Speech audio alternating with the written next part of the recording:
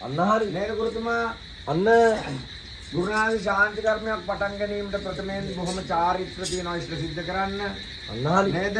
ඔව් පළමුවත් බුද්ධ ධම්ම සංඝ කියනා වූ ත්‍රිවිධ රත්නයේ වෙන නමස්කාරය කරලා අවසරයක් ගන්න ඕනේ. අන්න දෙවනුවත් ගුරුතුමා අල්පේ ශාක්‍ය මහේ ශාක්‍ය සිද්ධ විද්‍යාතර ගෞණ ගහන්දර්වාදී සිව්දිත් පිහිටි සිවුරන් දෙවියන් වහන්සේලා වෙන නමස්කාරය කරලා අන්න අවසරයක් ගන්න ඕනේ. අන්න හරි නේද?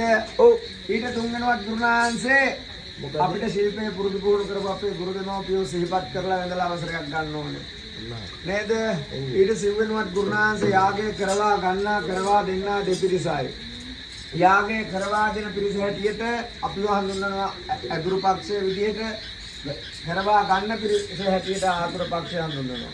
නේද ගුරුනාංශේ? ඔව්. ඉතින් මේ ආතුර පක්ෂයේ විසින් අපේ බොහොම වැදගත් යහපත් කර්තව්‍යයන් නිෂ්ප්‍රසිද්ධ කරන මෑණි කෙනෙක්ට මේ ශාන්ති කර්මේ බාර දීලා තියෙනවා කරලා දෙන්න කියලා. නේද?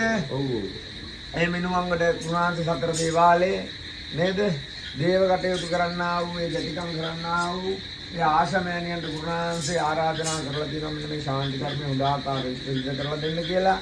ඉතින් එතුමිය විසින් අපේ සුසිල් මහත්මයා ඒ වගේම අපි තුන්දෙනා එතුමිය විසින් අපි කැඳවගෙන මෙන්න මේ ශාන්ති කර්මය කරලා දෙන්න තමයි බලාපොරොත්තු වෙන්නේ නේද ගුණාංශේ. ඉතින් ආශමෑණියෝ කියන්නේ ගුණාංශේ ඔව් මහත්මේ ලංකාවේ විතරක් නෙමෙයි ගුණාංශේ දැන් විදේශගත වී සිටින පුද්ගලයන්ටත් ශාන්ති කර්ම සිද්ධ කරලා දෙන නේද?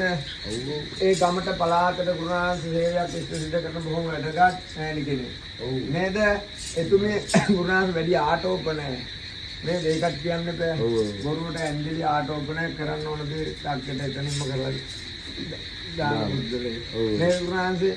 ඉතින් එතුමියව සිහිපත් කරලා එතුමිය කියනොත් ආයුබෝවන් කියලා අවසරයක් අරගෙන නේද? ඒ වගේම ගුණාංශ මේ ආතුර පක්ෂය එතුමාලා කෙනෙක් අවසරයක් ගන්න උඹලා කාගෙන් අහලාද බෙද ගහන්නේ කියලා හිතෙන්න. මෙහි ඇවිල්ලා අහයිද?